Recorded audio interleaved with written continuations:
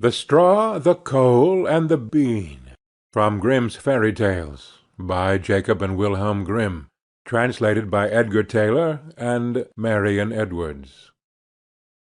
This recording is in the public domain. Read by Bob Neufeld. In a village dwelt a poor old woman who had gathered together a dish of beans, and wanted to cook them.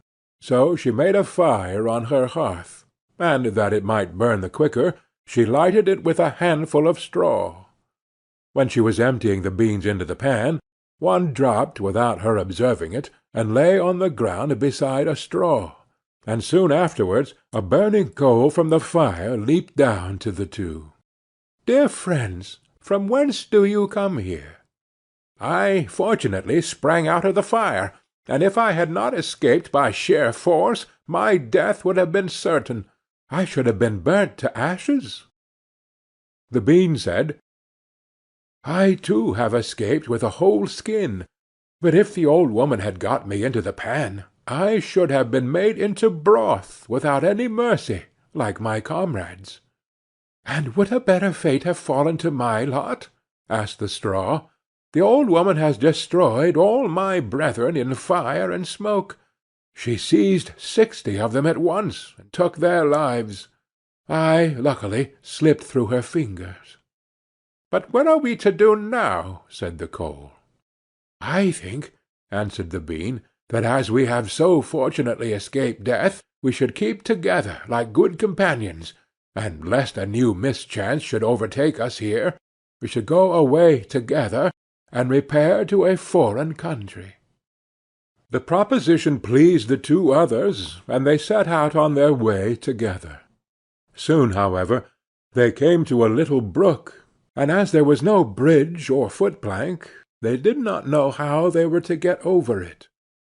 The straw hit on a good idea, and said, "I will lay myself straight across, and then you can walk over on me as on a bridge." The straw therefore stretched itself from one bank to the other, and the coal, who was of an impetuous disposition, tripped quite boldly on to the newly built bridge. But when she had reached the middle, and heard the water rushing beneath her, she was after all afraid, and stood still, and ventured no further.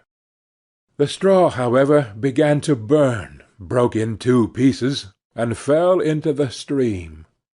The coal slipped after her, hissed when she got into the water, and breathed her last.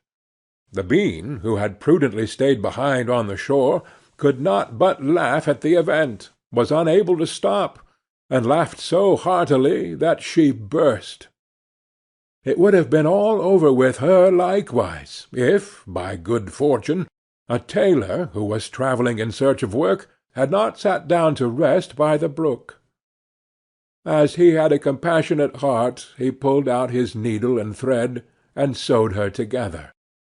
The bean thanked him most prettily, but as the tailor used black thread, all beans since then have a black seam. End of The Straw, the Coal, and the Bean.